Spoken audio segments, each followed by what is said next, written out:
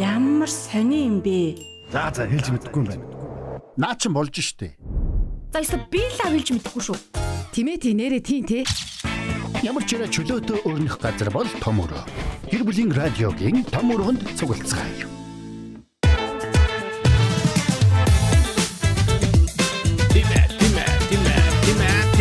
Тимэ ёо. Сайн байцгаана уу? Гэр бүлийн радиогийн 1-р студиэд хөтлөгч Эрка заяа хөтлөгч очроо. Найр урлагч Мизүгийн хамт та бүхэнтэй том өрөөний өнөөдрийн сэдвийг хөндлөхөд бэлэн болсон байна. Том өрөөний буудан дээр яг одоо сонсогч та тухлан сууж таалан болгоо. 3W1045 вебсайтаар бөмбөрцгийн өнцөг болон бүрээс 104.5 гэсэн хос долгионоор мөн мэдээж та дүрстэйгээр Facebook дээр гэр бүлийн радио 104.5 гэд кириллээр бичээд хайгаарай. Яг одоо манай хуудсан дээр том өрөө цэнгээ нэвтрүүлэг манд дүрстэйгээр танд хүрч байна. Ингээд өнөөдрийн сэдвийг хамтдаа хүндий. Өнөөдрийн сэдв бол 1072 ширхэг гэсэн сэдвээр ярилцах чинь. 1072 ширхэг гэхээр хоёрт юу бодогдож байна? Миний сахал. Магадгүй ойрлцсон шүү те. Миний найз. Тэр хоёр Морьсон найз гэсэн. Тийм өөдгөн. Муухай те. За тэгэхээр 1072 ширхэг гэхээр ер нь бол нөгөө хувьцааны талаар ярилцах. Хувьцааны тухай ярих гэж байна. Тэгэхээр хувьцаа өвлөгдөх нь зөв үү, тийм үгүй гэсэн санал асуулга бол бас өрнөж байгаа гэсэн үг. Хувьцаа өвлөгдөх нь зөв үү? Тийм үгүй гэсэн санал асуулгад та ч гэсэндээ оролцоод за мөн дээрээс нь шууд утас 9986 1045 9986 1045 Оо би яна цаасан Цаас оргицсан. Өө чи бөөд оргицсан бөөдөн дээр орчихлаа шүү дээ. Би яваад авдраа. Тий 9986 1045 9986 1045 гэсэн дугаар Дагаа явцсан. холбогдоод ороод ирээрээ мөн мэдээж комент хийсэд санал асуулгатаа оролцсныхан дараа бас өөрийнх нь санал бодлоо илэрхийлээд манай том өрөөний нэг гишүүн эмчин орж ирээд бидэнтэй бас хуваалцаарай. 1072 ширхэг хувьцааны талаар та бүхэнд товчхон мэдээлэл хүргэе гэж бодож байна л да. Монгол Улсын засгийн газрын 2026 оны 4-р сарын 29-ний өдрийн хуралдаанаар Эрдэнэс 57 хувьцаат компанийг нээлттэй хувьцаат компани болгох бэлтгэл ажлын хүрээнд хувьцааны талаар авах зарим арга хэмжээний тухай тогтоолын төслийг бол баталсан юм. За энэ төслөөр Эрдэнэс 57 хувьцаат компани хувьцаа эзэмшигч нас барсан 132,203 иргэний нэр дээр бүртгэлтэй 111.2 сая ширхэг хувьцаа болон за тэдгээрт ноогдох 66.4 тэрбум төгрөгийн ноогдол ашгийг хууль ёсны өв залхамжлагчид нь өвлөн авах эрх нээгдэж байгаа талаар хуулийн төслийг онцолж байгаамаа. Тэгэхээр ер нь бол та хоёр өөрсдөө яг 1072 ширхэг хувьцаа байгаа юу? Байхгүй шүү дээ. Иргэн бүгд 1072 ширхэг хувьцаа байгаа гэж байгаа шүү дээ. Гэтэ яг надад бүгд байхгүй. Талын хэрэгэлсэн юм бил. Яг гэж. Яг юунд хэрэгэлсэн санахгүй. Би бол ихэнхийг хэрэгэлсэн. Юунд хэрэгэлсэн санахгүй. Би ч нөө оюутны төлбөр гээд. Өө за. Оюутны төлбөрдөө тухайд хэрэгэлсэн. Тэгээ одоо бодглохлоор хэрэгэлдэггүй байж л гэж бодоод байгаа. Аха.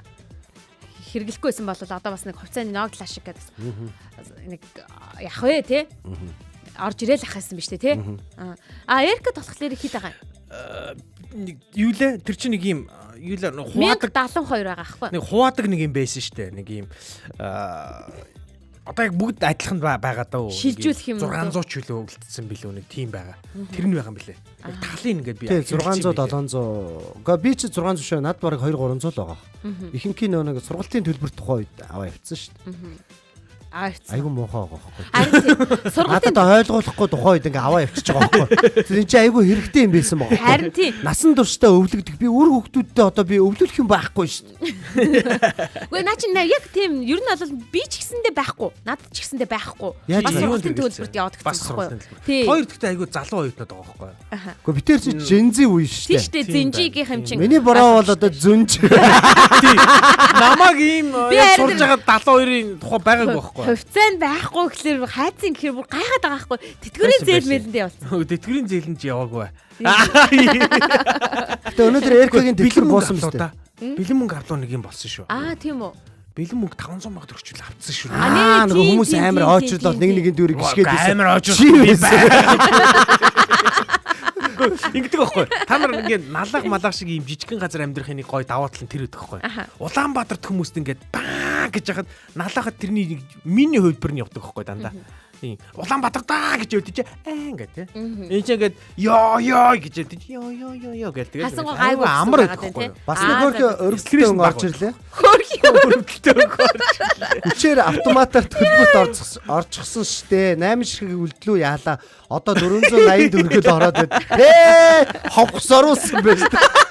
Ховгос зинхэн мөлжүүлсэн. 8 ширхэг гинэ. Одоо ч надаа араа 480 орж ирдэг нэ 36 мянга тэр хавцаа орж ирдэг. Бас аваас юмтай байна юмтай. Байна бас. За тэгэхээр та бүхэн бас хувьцааны талаар бидэнтэй том өрөөнд ярьж байгаа асуудалтай санал бодлоо хуваалцахыг хүсвэл 9986 1045 дугаар таны өмнөөлттэй харин хувьцаа өвлөгдөх нь зөв үү гэдэг санал асуулгыг мэдээж бид нэвтрүүлэг болгоноороо хүргэдэг санал асуулга явуулдаг. Энэ удаад хувьцаа өвлөгдөх нь зөв үү гэдэг дээр санал асуулга хүргэж байна. Тийм үгүй гэсэн хариултыг та бүхэн илгээгээд бидэнтэй санал бодлоо илэрхийлээрэй. За ер нь яагаад заавал 1072 гэдгийг мэдхүүд хоёр. Яагаад ийм бэлээ. За. 12 онд эн чинь нөгөө Эрдэнэс 5 толгойг нэг хувьчлаад нөгөө хувьцааг нь хуваасан шүү дээ. Тэгээд ер нь бол нийт Эрдэнэс 5 толгой чи хувьцаат компани 15 тэрбум одоо ширхэг хувьцаатай юм байна. Тэрний 20%-ыг нь шууд ард иргэдэд тухайн үеийн ард иргэдийн тоогоор ингээ хуваацсан юм билээ. Тэгэнгүүт л ерөөсө 20% гэдэг нь 3 тэрбум юм байна л да. Тэгээд 3 тэрбум хүнийг тухайн үед яг ингээ нэг хүн амын тоон 2.8 тэрбум 3 тэрбум ерөөл одоор шиг монголчууд 2.8 тэрбум болдог. Жумуулаа тий. 2.8 сая байсан юм байна. Тэгээд хуваахаар нэг хүнд 1072 хоног гэж байгаа юм. На 3 тэрбумын чинь ингээ хүн болгонд хувааснаас ингээд суглаа явуулаа те яг нэгэнд нь л өгөөд те ингээ жил болгоно нэг суглаа явуулдаг те тэгвэл аз таарчих юм бол хоёр дандаа мултартай байж тиймэрхүү юмнаас хоол байгаа тийм юм. Аль болох тэнцүү хуваал гэж тэмцээд байх хэрэгтэй. Бийл авна штэ тэгэхээр болох юм болоо. Ер нь буруудна. Ер нь бол яг нөгөө нас орсон хүмүүсийн хувьцаа бол өвлөгддөггүй байсан. Тэгээ одоо бол энэ жилээс буюу тий. Одоо тэгээд нас ороод тэр хувьцааг нь бол мартдаг байсан гэсэн үг байхгүй юу? Хаана юу болж байгаа мэддэхгүй те. Тэгсээр нэ өр нь бол өвлөгддөг. Өр нь бол өвлөгдөөд за тухайн зээлдэгчтэй хамт зээлдсэн хамтран зээлдэгч нь төдөөл дуусгадаг гэсэн үг шүү дээ. Аав ээж төрийн зээлдэгч тийм үү те. Гэтэл бол энэ хувьцаа өвлөгддөггүй байсан бол өвлөгдөж байгаа гэсэн үг. Тэгээ энэ хувьцаа яг сая 6 дугаар сарын 1-ээс буюу даваа гарагаас эхлээд эрхэн нэгдэж байгаа. Вау. Эрхэн нэгдэж байгаа гэдэг нь ямар утга учиртай вэ гэхээр шууд ингээд аваад байна гэсэн үг бас биш гэсэн үг байхгүй. Тэгээ энэ нь эрхэн нэгдснээр тодорхой хэмжээний үе шатыг давж ээж яг ингээд нөгөө хувьцаагаа аль бие осны хууль ёсны өвлөн авж байгаа хүн нь өөр дээр шилжүүлж авах боломж нь бүрдэж байгаа гэсэн үг. Би олцсон өөрийнхөө юмны учрыг олцсон шүү. 300 мянган төгрөг бэлнээр авсан юм байна. За. 322 хувьцаагаа 16 онд одоо өгөөд засгийн газартаа сайн хувьцаа гэдэг хөтөлбөртөө би ингээд засгийн газартаа ингээд зараад ингээд энийг авцсан юм байна. Би 322 хувьцаагаа би 300 мянган төгрөгөөр арилж ицсэн юм биш үү. Яа нэг яг 750 хувьцаанд бол байгаа. Наадах чинь яг үнэнгээр нь хэлэхэд бол засгийн газартаа чи лөвөрдүүлчихлаа байхгүй. Ер нь тийм байж бас болно. Яг айгу муугаагаар хэлээ. Гэхдээ энэ аахгүй юу? Энэ хувьцааг одоо би энэ дээр бол айгу хатуу байр суурьтай. Юу гэхээр энэ хувьцааг хүн өөрөө загсан зарцуулах, өвлөн үлдээх эрх нь тухайн хүнд байх хэрэгтэй байхгүй юу? Энэ засгийн газар энэс одоо тэр хүн бол падлиг байхгүй тэр газар. Одоо энэ юу гэдэг те 1072 гэдэг чинь биго баг байна уу их байна уу тэр нь баг 2 3 4 5 6 7 8 9 10 дахь асуудал. Энийгээ би нэмж авч болдгоорч хуульчлаад өчмөр байгаа байхгүй. Тэгвэл би очроогоо панаалж байгаа л те 1072-ын нь үлдсэн хэд гинөө 8 гинөө тэрийг би авчмаар биш. 8 биш хэд байгаа юм бэ? 36 мянгаыг авдаг гэдэг чинь бас аваа дээгүүр байна гэсэн үг байхгүй энэ чинь бас. Яг оргоо хоосон бол бас бишээ гэсэн. 100 мó 200 200 байгаа юм шиг байна. Байгаа гэсэн үг. Тэр нь бол аммаар л юм байна. Уг нь бол тийм те. Яг ингээд хувьцааны талаар ингээд яриад ингээд явах юм бол зөвхөн яг энэ 1002 биш. Ер нь ингээд орчин үед хувьцаагаар ингээл янз янзын юмнууд хийдэг болсон байгаад байна шүү дээ. Хувьцааг наашин цааш нь аваал ингээл зараал гэдэг чинь бизнес болчиход байна шүү дээ. Энд чинь мангар энгийн юм баггүй уул нь бол. Одоо жишээлбэл энэ л гэсэн үг шүү дээ. Би компани байгууллаа. Миний компани маш амжилттай байлаа. Тэнгүүт би ингээд илүү том одоо хүртээмжтэй тогломоор байна. Тэнгүүтээ би ингээд хийх гингүүд мөнгө байхгүй байна. Банкнаас хэлэнгүүд банк нь бүр яг надад өгөх хэмжээний мөнгө байхгүй. Банк надад жижигдээд байгаа байхгүй. Тэнгүүд нь би нийт монголчуудаа хандж штэ. Монголчуудаа 3 саяулаа та нар ингээд манай компани хувьцаанаас авахгүй юм. Нэг хувьцааных нь 1000 төгрөг. Тэгээ манайхны 3 тэрбум хувьцаа л байгаа юм. Ингээд ингээд зарангууд та нар ингээд шагналдаа тухайн үед байсан мөнгөөр ингээд авна штэ. Тэгээд манай компани тухайн үед одоо юу гэдэг тэдэн тэрбумаар үнэлэгддэг компани байжгаад дэлхийн зах зээл дээр бяцаваад Samsung шиг те Apple шиг бяцаваад гараад ирэнгүүт та нарын хувьцаа чинь зүгээр ажил хийх шаардлагагүй болно ш та нар. Гэртээ суугаад. Үгүй ер нь оруулж ялаа штэ. Би бас энэ талаас нь бодож ирсэн. 1002 хувьцаа гэдэг одоо Эрдэнэс 5 толгой гэдэг штэ тий. Тэгэхээр одоо нөгөө энэ нөөцний хорд энэ юу чинь уул уурхай чи өөрөө дуусах болоогүй нөөц ингээл өшөө цаашаа яваад өчнөө 10 жил байгаа гэдэг байхгүй нөөцөнд нь. Тэгэхээр бид нөгөө одоо энэ хувьцаа авж байгаа монголчуудад өгж байгаа бас шалтгаан ард түмэн нийлээд нэг юм нэгдмэл санаатай байгаасаа гэсэн өнцгөөс юм болоо гэж бодсон. Юу гэхээр одоо яг тэр биднээс 5 7 илүү амжилттай яваасаа маавсаа гэдэг те тэр амжилттай байх тусам биднэрт ирж байгаа нөх хувьцаанаас ирж байгаа шимэн өндөр болно үстэй. Тэг яг үнэ яг үнэ. Тэгэхээр яг тийм хандлагаар энэ тогтургүй байхгүй юу? Энэ нөгөө нэг өсч болно, унчж болно. Үнэн. Нөгөө нэг биднэрт ордог ашигч гэсэн. Одоо нийт одоо Эрдэнэс 5-7 тэр жилдээ хийсэн ашгаа ингээд шууд хувьцаа эзэмшигчтэй хуваачдаг байхгүй юу? Тэгвэл хувьцаа эзэмшигчт нь одоо би одоо хэдэн хувийн эзэмшдэг юм? 1% мовил юм. 1% ч хэрэггүй шүү дээ. Биднийх ч одоо нэг хүнийх нь одоо 0.100-ны хэдэн хувийн л эзэмшиж байгаа шүү дээ манайд. Тэгэхэд л дансанд тэ одоо жишээлбэл 8 шиг хувьцаа гэдэг бол энэ компани баг тэ 0 хэдэн саяны 8-ыг нь эзэмшиж байгаа байхгүй манай мизүү. Тэгэхэд энэ хүн 480 төгрөг орж байгаа байхгүй. Хэрвээ энэ хүн те 10% эзэмшчихвэл яах вэ? Те бодоод үзвэл амар байгаа байхгүй. Гоё хийж байгаа гэсэн үг шүү дээ. Тэгэхээр ингээд нөгөө бид нар хувьцаа монголчууд бас шинэ те. Одоо ингэж байхгүй. Бид би одоо хүн бусдын 1072 хувьцаанаас те би өөртөө шилжүүлж болох уу авч. Харин болмоор байгаа байхгүй. Болдог бол гоё те. Болох ёстой. Одоо болохоор яг одоо яг нөгөө амьд хүнээс амьд хүн рүү шилжүүлэгч гэдэг юм уу те иймэрхүү зүйл яг энэ дээр тусагдаагүй. Одоо яг яригдж байгаа зүйл нь болохоор өвлөгдөх тухай бол энд тусагч байгаа. Ер нь цаашдаа шилжүүлэх юм гараад ирвэл амар ахгүй. Би бол та хоёрын хувьцааг бол би аргалаа л авчихна. Гэхдээ энэ болоораа миний бодлоор энэ болоораа энэ ямар нэгэн улс төрийн ийм шоу болгож яриад ах сэдв уул нь биш санагдаад байгаа байхгүй. Яг тэгэхээр нэг л манай ээж тэрийг авцсан л юм бол энд юу маргаан байгаа юм бэ? Тийм бидтэй л гэдэг байхгүй юу? Манай ээж авцсан байжгаад манай ээж гээд нас барлаа гэхэд ээж ингээд одоо Монголд нэг бас нэг өвлүүлэх нөгөө гэрээслийн соёл бас байхгүй л ах шиг байна л да. Тийм учраас ээж ингээд ямар нэгэн өвлөл байхгүй ингээд байлаа гэж бодоход тэрийг нь одоо хууль зүйн хүрээнд яаж одоо хуваах юм бэ те? Гэрийнхэнд нь яаж өвлөөж өгөх юм бэ гэдгийг л одоо л бид нар ярьж ирэхээр бас жоо арай орой юу? Одоо ер нь нөгөө нэг бас арай юу? Тэ өвгийнхэн талаар ингээ бичиж үлдээн, гэрээслэл бичиж үлдээн гэдэг зүйл чинь манай Монголд бол байхгүй шүү дээ.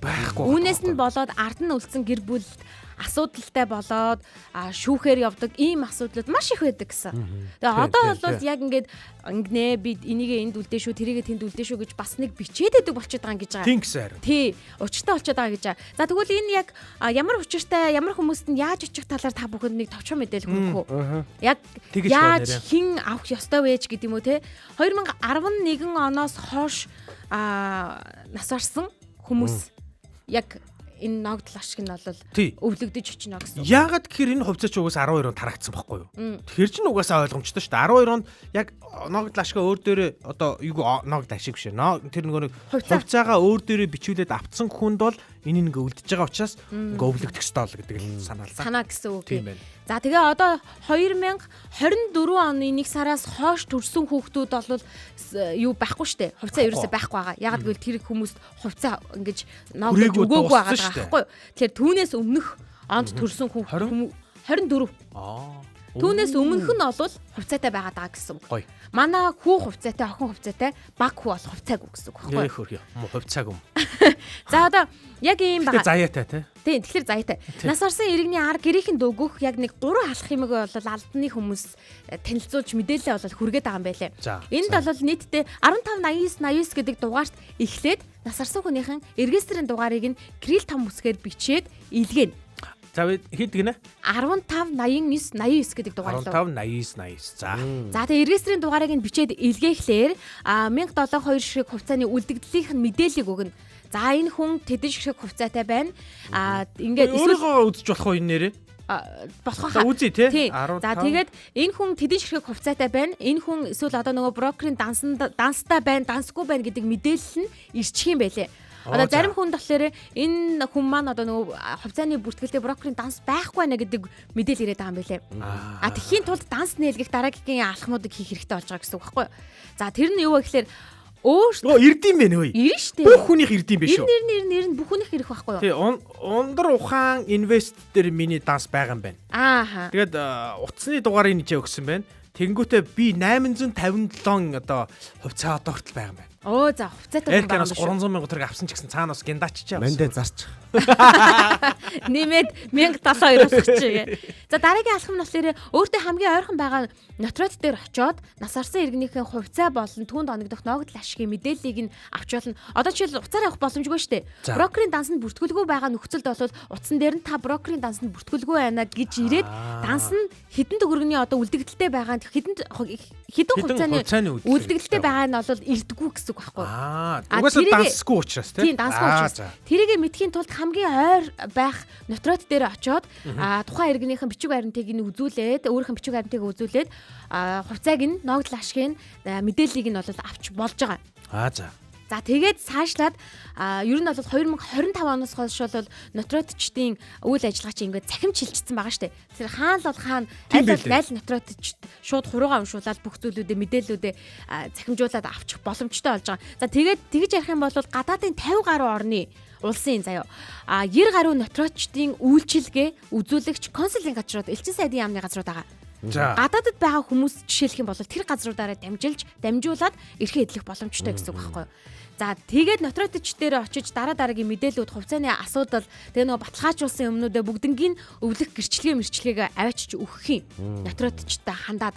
За өвлөх гэрчлэгийг нь одоо яах ёстой вэ гэхлээр хууль ёсны өвлөгч нь мэдээж авах гэдэг. Энд өвлөгчийн яриа ярихаар чинь бүр ингэж ярьд юм бэлээ. Нэгдүгээр өвлөгч, хоёрдугаар өвлөгч. Тийм л дээ. Гуравдугаар өвлөгч. Нөгөө ач нь болохоор 2-2 руу орчих واخа тий. Яг төрсөн хүүхэд мөхт нь бол нэг мэг рүү орох үйл дээ тий. За хууль ёсны өвлөгч гэд ингэхлээрээ нас барагчийн эхнэр, нөхөр, эцэг үр хүүхэд нэгдүгээр зэргийн өвлөгч болчихж байгаа. За эхнэр нөхөр нь байвал тэр нь одоо нэгдүгээр зэрэг болчих гээд шүү дээ тий. За тэгээ хоёрдугаар зэргийн өвлөгч гэхлээрээ эмээ өвөө ач зээ ах дүү нар ингээд яваад өгч байгаа юм байлээ. Тэгээ олон хүүхэдтэй байх юм бол өвийг нь тэнцүү хуваадаг. За шаардлагатай болвол хоорондоо ярьж агаад эндээ өгнө гэдгээ ингэж ярилцаж тэр хүндээ өвлүүлж өгдөг гэсэн үг. За нийтдээ нас орсон нийт 135 мянган гаруй иргэний хувьцаа ногдол ашгийг бол хууль ёсоор өвлөгчдөд шилжүүлэх юм харилцаа нь бол үүсчихэд байгаа юм байлээ. Тэгэхээр яг одоо бодохоор хэрвээ ингээ өвлөж аваад дансаа нээгээд ингэчих юм бол яг өвлөгчт нь 500 орчим мянган төгрөг 500 гаруй мянган төгрөг очих юм байлээ. Одоо энэ удаагийн ногдол ашиг нь тий яг цугларсан байгаа нь 500 гаруй мянга гэсэн үг байхгүй юу? За ямар бичиг баримтыг бүрдүүлээд хаашаа яаж очих вэ гэхээр улсын бүртгэлийн ерөнхий газрын за хамгийн түрүүнд би бүр хамгийн түрүүнд хэлье. Баг хорооны засаг дарга дээр эхлээд очих юм билээ. За хорооны засаг дарга. Нас барагчийн тухай хороонд амьдарч исэн тодорхойлолт нь үрхийн бүртгэлийнхэн дэвтрийг нь авах юм байлээ. Үрхийн бүртгэлийн дэвтэр гэж угаасаа засаг дарга болгон гэж бүгэлдэг тийм дэвтэр байдаг гинэ. Тэрийг нь 60 жил ч гэлөө хадгалдаг гэж байна. Тэгэхээр тэр дэвтрээ ингэж үзүүлээд ингээд тэр дэвтрээ бол авна гэсэн үг байхгүй юу? Тэгээ энэ бичиг баримтуудыг бүргэлснийхэн дараа нөгөө нотротч дээр очино. За. Тэгээд өвлөх эрхийн гэрчлэгийг нотротоор бичүүлж аавна гэсэн. Баталгаатай бичиг авч аавна гэсэн.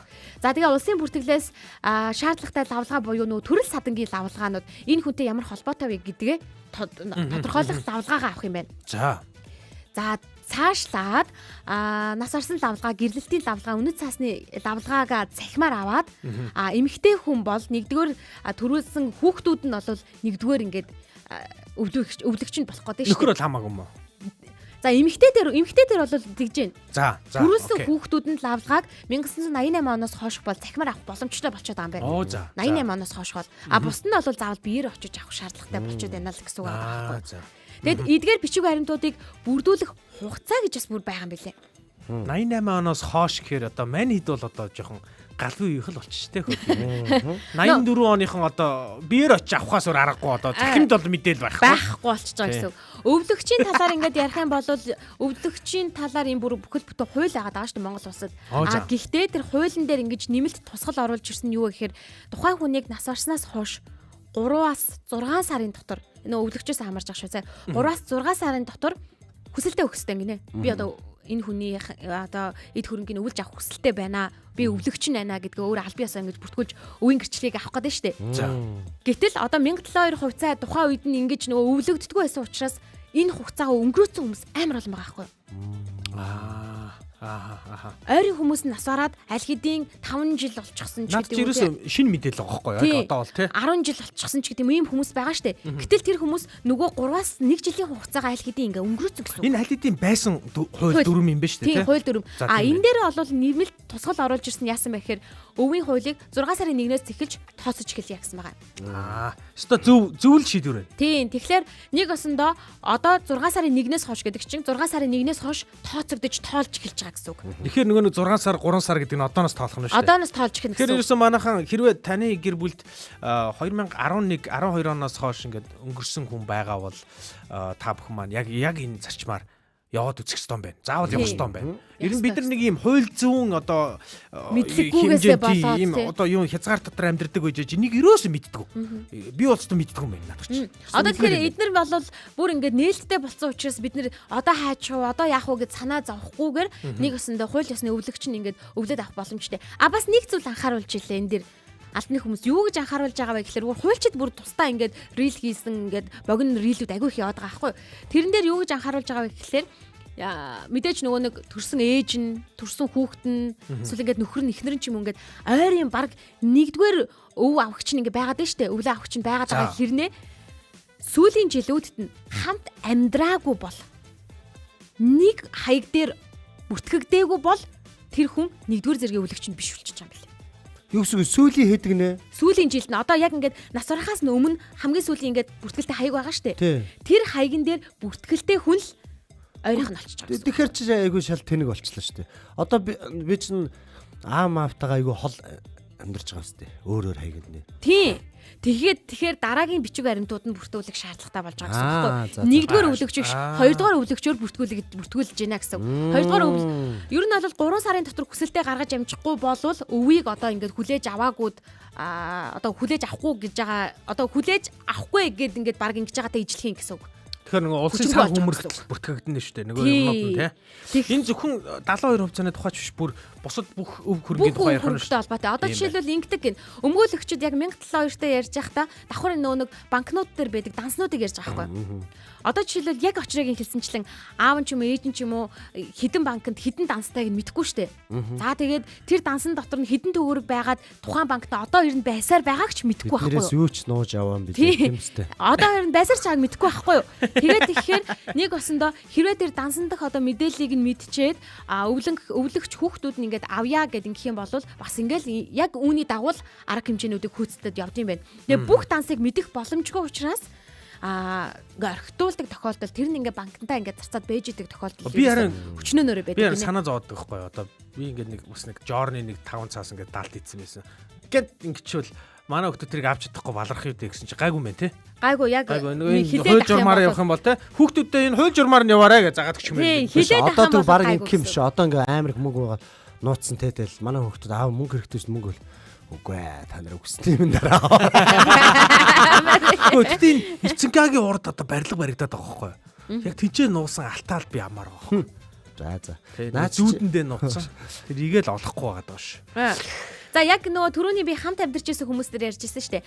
Хамт амьдарч байсан өвлөгч 3 сарын дотор за би энэ өвөөс татгалцлаа гэдэг ийм нэг шийдвэр нотариат ч юм уу эсвэл хуулийн байгууллагт өгөөгүй болвол өвийг нь хүлээж авсан тооцож байгаа. Угаасаа энэ хүн өвлөгч нь байна гэдэг ингээд хүчээр тооцож байгаа гэсэн үг байхгүй юу? За харин хамт амьдарч байсан иргэдэн буюу одоо нөгөө нэг яг нэг бүр нэг ойрыг биш 2 дахь болоо явчихж байгаа шүү дээ. Тэр хүмүүс нь яах вэ гэхээр 1 жилийн дотор өв авах хүсэлтэд өгөхгүй болвох юм бол бас татгалцсан тооцдог гэсэн үг. За. Үгүй гэж илээ. Дугаа байвал тийм ээ гэсэн үг гэдэг. Яг үгүйгүй. Өвлөгч штэ тий. Албан ёсны өвлөгч байгаа штэ. 1-р зэргийн өвлөгч ингэ явж байгаа. Тэр хүмүүс нь яг 3 сарын дотор ингэ татгалзах шийдвэр өгөөгүй бол за энэ хүн өвлөгч нь гэдгээ би өвөө хүлээж авч гинэ гэдгээ ингэ зөвшөөрж байгаа гэдэг ч юм уу тий. Тиймэрхүү утгаар албаар шууд л одоо өвлөгч гэдгээр нь хүлээн зөвшөөрөх гэж байгаа. Харин 1-р биш 2 3 дахь юм өгөхгүй бол үгүй 2 3 дахь өвлөгч байна шүү дээ. 2 3 дахь өвлөгч яг нэг сүүл байхад нэг хамт амьдарч ирсэн нэг хаягн дээр хамт амьдарч ирсэн хүмүүс гэсэн үг. Ач зээнэр нь ч гэдэм үү те. Хамт амьдарч ирсэн хүмүүс 1 жилийн дотор би энэ хүний өвийг авах хүсэлтэй байна гэдэг хүсэлтэд өгөхгүй болвол татгалзаж гин гэж үзээд Тэр их нэгдүгээр зэргийн гээд байгаа тэр өвлөгчт нь автоматар ингэ шилжчихнэ шүү дээ зөв үү?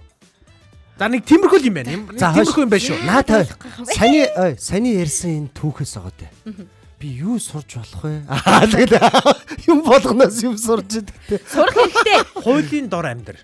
Үгүй. Хуулийн дор. Хүүхдээ өөр юу өвлүүлж болох вэ гэж бодчихлаа. Би бол Хүүхдээ өөрийнхөө сайхан сэтгэлээ. ой энэ Эрдэнэс 5-7 хувьцаа бол зүгээр нэг л жишээ шүү. Жишээ энэ баг. Миний бодлоор бол хараа бид Өөр зөндөө чи юм өөрийнхөө орлогоор өөрийнхөө хөлсөө урсгаж олсон 5 цаасаараа яг энэ том Монголд байгаа том компаниуд. За бүр Монголд бишээ энэ гэж томорох юм бол гадны энэ одоо хүн болгоны мэддэг энэ том брэндүүдээс хувьцаа тодорхой хэмжээний авч тэгээ үр хөвгттэй энэ гэж хадгалахгүй бол орчин үеийн энэ одоо инфляцийн энэ өсөлт. Инфляц гэдэг юм чинь ингээд өдрөөс өдөр өсөөл байгаа шүү, савлаад байгаа. Тэгэхээр энэ инфляцийн эсрэг мөнгө хадгалж болох хамгийн супер арга бол ерөөсөө л хувьцаа байхгүй. Тэгэхээр бүгд манайхаа энэ хувьцаа гэдэг юмыг жоохон судалж үзэх хэрэгтэй. Жоохон судлаад үзчихвэл зүгээр юм билээ. Би нэг худлаа судлахаас сайшгүй л байна л да яг үнийг. Тэр одоо нэг бодит биелэл болгох хэрэгтэй байна гэсэн үг яг амаар байна. Аваа даа. Одоо би өөрөө нэг юм зохиож болох уу? Одоо жишээ нь ингээд за би одоо ингээд хөдөлтийн ажил хийж байгаа гэж байна шүү дээ. Комедиг ажил хийж байгаа. За тэг ингээд гэр бүлийн радио. За тэгэхээр би цаашдаа хувь хүн тийм ээ. Одоо сард хэдэн төгрөг олж байна. Нэг тодорхой хэмжээнд байна зэ. За тэгвэл цаашдаа би хэдж болж өсөж болно шүү дээ. Би сард 50 60 сая төгрөг одоо бизнес хийх янз янзын байгаа даа шүү дээ. Ийм болчих болно. Энд чинь савлгаатай. А тэгвэл одоо энийг үнэлээд өөрөөсөө би хувьцаа гаргаж болох уу? Хувь хүнийг одоо шинэ гэж байгаа. Хувь хүн. За одоо ч та хоёр байгаа надад 50 сая төгрөг өгч. Тэгээ миний хувьцаа буюу одоо надад орж ирж байгаа бүх орлогоноос тий 50% нэг аав. 5% ч юм уу хувьцаа чинь тэг зарагдсан шүү дээ 5% ч юм аа. Тэнгүүд би ирээдүйд сар болгон 100 сая төгрөг өдөр олдог болчих юм бол та хоёр надаас 50 сая төгрөгөөр авсан миний нэг ховийн энэ гэрэл болно. Нөгөө наа чи хувьцаат компани байгуулах юм доод лимит байгаа гэж шүү. Гэхдээ компани биш. Зүгээр хувь хүний орлого. Наа чи болно. Наа чи тусдаа бүр хөрөнгө оруулалтын хууль гэж байгаа. Тэр хуулиар нь явна гэж шүү. Тэгэх юм бол чи хөрөнгө энэ чи зүгээр амаараа ярихгүй. Чи ингээ тгий гэж ярихгүй шүү дээ. Бүр хуулиар батлуулаад ингээд яа. Наад чи бол ингэчээд байгаа юм. Наад чи бол ойлгоод байгаа нөр. Одоо шинэ би нэг бизнес гаргаж байгаа. Эндээс чи тэдний хувийн авчих юм байна. Тэгтлээ үгүй. Зүгээр хувь хүний би өнөөдөр юу ч хийж магадгүй. Амаараа юу? Энэ ямар байдлаар юу ч хийж магадгүй. Амаараа лөө. Би хулгайч хийж магадгүй тийм ээ. Тэндээс орсон. Ер нь надад орж иж байгаа. Орлого бүрээс чи аавна. Гэхдээ ийм байж тэгсэн чи би ингээд нэг юм хулгай игээ наасан чи нөгөө хувьцаагаа өсгөх гээд манай Эрик очрыг хулгай ихсээсээ орлого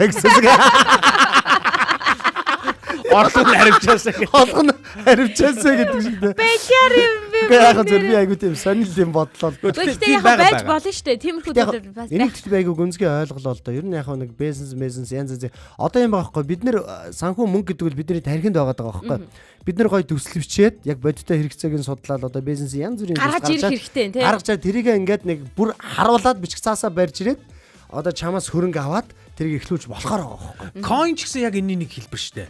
Нөгөө сая нэг хэсэг нөгөө coin-ы шуурга болоод баг компани болгон coin гаргаагүй юу?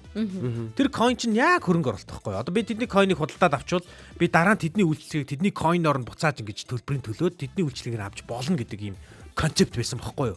Гэхдээ яг ажиллаагүй л дээ яг үнийг хэлэхэд. Ажилласан бол үр дүнтэй байхгүй юу? Одоо жишээлбэл юу гэдгийг би одоо e-mart-аар үйлчлүүлэх тутам e-point гэдэг point авдаг шүү дээ оноо. Тэгээ тэр оноо нь одоо тэдэн төгрөгтэй ингээд тэнцдэг байхгүй юу? Одоо нэг оноо нь одоо нэг төгрөгтэй тэнцдэг ч юм уу тий. Тэнгүүд миний e-point-ийн оноо нь 10,000 20,000 болчингод би 60,000 төгрөгийн бараа авах гэжсэн бол 20,000 төгрөгийн шууд хасуулаад 40,000-ын бэлнээр төлөөд авчиж байгаа байхгүй юу? Яг тэрнтэй адилхан одоо очрогийн point-ыг би авч болж байгаа байхгүй юу? Очир point гэдэг point. Очроо ер нь одоо ингээд сэтгхүү одоо ийш тийш юм хийгээд бизнес бүх юм нь яг хэрэг орлого олж болохоор байна те. Тэрийг судлаад хувь хүн дээр бас тийм явал зүгээр. Одоо жишээлбэл би ийм байхгүй юу? Очрог одоо би манай хоёр бисээ зараад унлаа. Одоо тэгвэл төсөөлтөө. Одоо би ингээд байнга миний би өөрийнхөө биеийг үнэлж байгаа байхгүй тийм үстэй. Одоо миний үйлчлүүлэгч заяа. Одоо надтай хамаатай хүмүүс бүгд байнга хурмаа идэг гэж бодъё л доо. Тэгвэл надад хөтлөх нэг хүн хэрэгтэй болно да заавал тогтмол. Тийм шүү дээ. Тэгвэл тэр нөхөртөө би ингээд яг тогтмол нэг удаа хөтэлдэг үнээр нь ингээд төлбөр тооцоо хийгээд ахаар чанга штэ бас тий. Очроо дандаа 5 5-ыг ингээд нэг хорон болохоор 5 саяг өгдөг байхаар чанга штэ. Очроод би тохирооч байхгүй. Очроо би чамааг бол ажилдаа болгоно байнга. Одоо 100-аас 3 сар чинь минийх шүү өнтер гэ тий. Тэр амралтын өдрүүд чинь минийх шүү гэ тий. Гэтэ нэг хөтөлтөө чинь 3-аар л хийчих. Тэ 3-аар л. 2 саяын галаас нь авчих нь биш. Тэ. Үгүй би нөгөө нэг үйлчлүүлэгч нартай тийм бонус олгож байгаа байхгүй. Тэгээд тэнгуут чи надад очроо гэдэг point. Би чамтай ажилламааргүй. Наа чи муухай. Галаас 2 сая төгрөг авах гэдэг. Гэтэ Эркагийн хэлж байгаа зөв шүү нөө.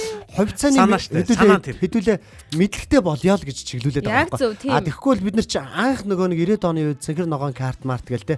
Тэрэн дээр маш олон хүмүүс мэдлэггүйгээсээ болоод алдчихсан түүхүүд байгаад байгаа байхгүй. Яг тэрийг айгу ашиглаад овжингаар ашиглаад худалдаад авцсан маш олон хүмүүс үйл хөдлөх хөрөнгөтэй газар мазар айгу олон. Одоо энэ өвлж авахтай холбоотой овжин юмнууд их гарна шүү. Тэгж нөхдүүд одоо нэгдүгээр биш мөртлөө хоёрдугаар ирэмбийн хүн мөртлөө төрүүлж нөгөө хүнээсээ ингэж урсаж нөгөө өвийг авчих гал те. Их явна шүү.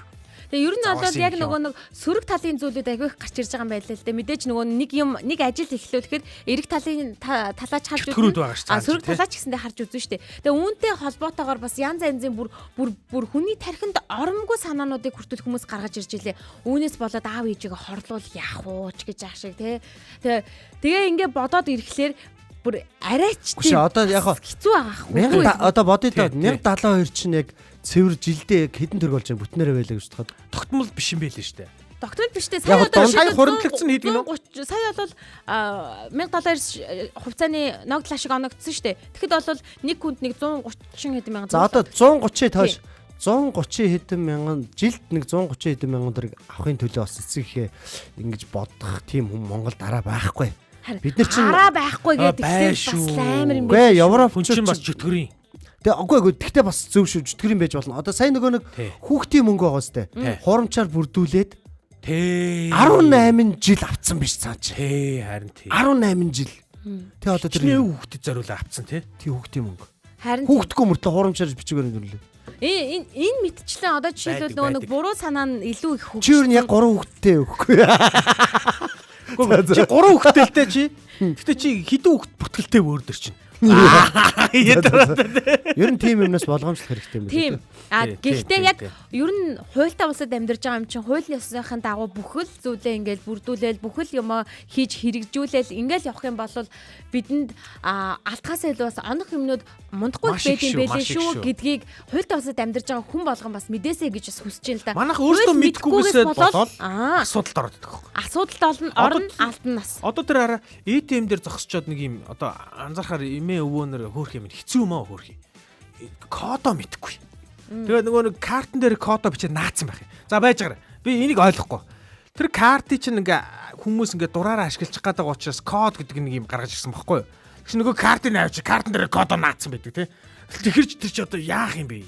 Таны дансанд байгаа 20,000 ч байсан 10,000 ч байсан тэр чинь мөнгө штэ. Хин дуртай нэгэл гулсуулаад нөгөө код чи бичсэн байгаа юм чи тэрийг нэг л авчих. Гаас тэрэн дээр яг би бол юу яана хөвчрөөд ирэх юм бол цаасаар л аав. Шууд шивүүлчих. Зүүн гаран дээр банкныхаа нууц кодыг шивчихнэ. Амар тийм мартахгүй. Энийг хараа хийгээд байгаа. Болохгүй л иргэний өмнөлгөө гэдсэн дээр шивчихнэ. Йоо за. QR кодтой өгдөг шүү дээ иргэний өмнөлгөө байгаа. Тэгэнгүүтээ тэрийг ингээд гидсэн дээр шивчин зэ. Тэгээд ингээ банк маканд ороод тэтгэр авах та. Миний хөө энэ дээрээс хараад яачих гэ. Яана. Тэгсэн чинь нөгөө дээлэр тэгвэл яха. Аха канач гэлээ. Би шууд ингээ. Заваач гифт канан дээр нэг гифт. Оош аха урдтал нь болчлаа. Артал нь хаана байгаа гэж. Артал нь ард төвний. Очроо. Хурууны хийгээр уншдаг болсон шүү дээ. Одоо баг бүх юмд. Тийм үү. Ноторот бүх юмд. Одоо энэ хурууны хийгээл хурамчаар хиймээр байна. Хурамчаар ч юу ах вэ?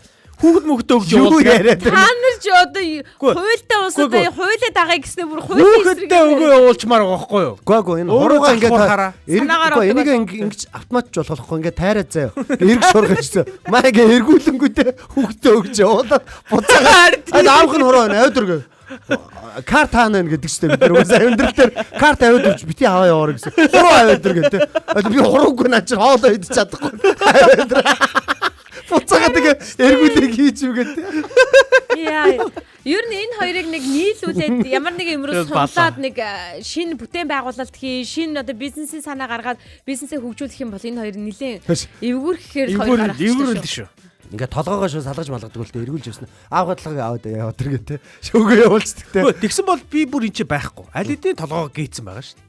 Тэгээ айгуу салгаж. Хэрвээ хүний толгоо салдаг гэсэн бол одоо надад айгуу хэцүү байна. Та хоёр ингээ энэ тэнд ивентэд оролцъё гэл те. Миний толгойг байн гуйх нь ш. Тэгээ муухай завааруулаа нус мустай болгоод. Ханаа Цэвэрж мэрэггүй. Иргэн таарах юм уу ишээгээ? Би гэхдээ юу яаш би хэрэг авах юм бол сахлын өстө юу ч үгүй сайхан хурцсан шин. Жимбит гусаа те. Тэгэх юм бол би энэ чинь даатгуулчин. Нэг шиг би чи энэ толгоогоо даатгуулчин зөө. Нэг ширхэг сахлаа үнэлүүлчин штэ. За. Мянган төгрөгөөр. Даатгалаас хэрвээ сахал гусцсан байвал би баяжин л гэсэн юм. Даатгалаас мөнгө. Хаяа. За тэгээ өнөөдрийн том өрөөний сэдв болвол бас бид хувьцааны талаар ярилцлаа. Тэгээд ер нь хуультай улсад амьдарч байгаа бид нар хуулийн мэдлэгтэй байх хэрэгтэй байна. Бид ч гэлтгүй ер нь бас хүүхдүүдтэй бас хуулийн мэдлэгийн талаар зах тухааснаас ойлгуулж өгж явах хэрэгтэй юм бэ шүү гэдгийг бид дурдж ярьлаа. Мөн тэгээ дээрэс нь бидний хамгийн сүүлд бас ингээд нийгмийн сүлжээнд нэлээд эрэлттэй байгаа сэдвүүдийн нэг болох Эрдэнэс 57072 ширхэг хувьцаа өвлөгддөг болсон талаарх мэдээллийг та бүхэндээ товчхон дурдаад өнгөрлөө. 6 дугаар сарын 1 буюу 2026 оны 6 сарын 1-ээс эхлээд яг хууль ёсны өвлөн авагч нь Эрдэнэс 570 хувьцааг нь нас барсан иргэдийнхэн эрхэм хүмүүсийнхэн бас хувьцааг нь өвлөж авах юм хуулийн тогтоол бол аль биесээр баталгаан гарч ирсэн байна. Тэгэхээр та бүхэн өөрт хамгийн ойр байгаа нотрод дээр очиод мэдээлэл аваарай. За тэгээ хорооны засаг дарга дээр очиод хороо орон дээр очиж мэдээллүүдээ аваарай. За эсвэл гэрээсээ мэдээлэл авъя гэж бодож ивэл Эрдэнэс 570-гийн пэйж хуудас байна. За мөн мэдээж мэдээллийн маш олон пэйж хуудасаар энэ талаарх мэдээлэл маш дэлгэрэнгүйгээр гарсан байлаа шүү. Ингээд өнөөдрийн том өрөөтэй хамтдаа байсан сонсогч та бүхэндээ баярлалаа. Маш их баярлалаа. Бидний том өрөөнд ярьсан сэдвийг таач гисэн том өрөөндөө ярина гэдэгт итгэлтэй байна. Бүр ярьчихсан аль хэдийн ярианы төв сэдв болсон байхаач гэж бодож байна. Яраарай манайхан. Санал асуулгын дүн болвол мэдээж 100% хувьцаа нь өвлөгдөх нь зөв гэдэг санал асуулгыг бол бидэнд өгсөн байх шүү. Нэг юм хувьцаан дээр яг төгсгөлийн хэдэн минут байна. Энэ хувьцааг одоо жишээлбэл өөрийнхөө хувьцааны тухай л бодно шүү манайхан. Тэгээд одоо нэг ингээл те. Илүү дутуу юмруу битүү хушууд хоёрын хооронд 100 мянган төгрөг авснаас бүгднгийн нийлүүлээд нэг бүтээн байгуулалт хийж гэж ашиг те. Үгүй би энэ их баг нь юус хамаагүй. Би хувьцааныхон үр ашиг хүртмээр байхгүй. Амаар шүү дээ мөнгөө. Энэ миний асуудал байхгүй юу. Тэгээд миний асуудал цуглуулах уу гэдг нь тэр хувь хүний л болчихж асуудал байна. Нэг хурдуураараа те тэр учрал руу олон юм яриад ах хэрэггүй шүү дээ. Хамгийн амин би нөө хүүхдийн мөнгө авч байгаа шүү дээ. Нэг 5-5 хүүхдийн мөнгө авч байгаа шүү дээ. Тэгтээ яг тэр чинь яг хүүхдүүдийнхээ ирээдүйн төлөө ингээд хадгалж байгаа. Зарим нь болгоод ийм одоо хүүхдүүдтэй зориулж ингэ зарцуулж байгаа байхгүй. Яг хэрэг болох үүднээс нь ингээд явж байгаа. Тэгэнгүүт зарим нэг хүмүүс айгүй муухай кринж орж шүү дээ. Энэ мөнгөө өхөө бойл те. Бүтээн байгуулалтанд зарцуул гэх. Би зүгээр дугаал өгдөг. Хүүхдүүдийн ирээдүйн бүтээн байгуулалтанд бас ингээд бид нэр зарцуулаад хоримтлуулсаар байгаа шүү гэдэг бас энэ ташаа. Хүний төрөвч рүү өнгөх шиг муухай юм байхгүй шүү манайхан. Олон юм яриад байгаа. Бай. Тэр нь одоо хувьцаагаа бүтээн байгуулалт хийсэн дээ шүү. За ингээд өнөөдрийн том өрөөтэй хамтдаа баярлалаа. Радио 1-р студид Дерка очроо заяа найруулагч Миз ажиллаа. Бидэнтэй хамт байгаад сонсогч танд баярлалаа. Маргааш ч гэсэн 9 цаг 5 минутаас эргээд уулзлаа. Түр баяртай. Баяртай. Тийм ээ.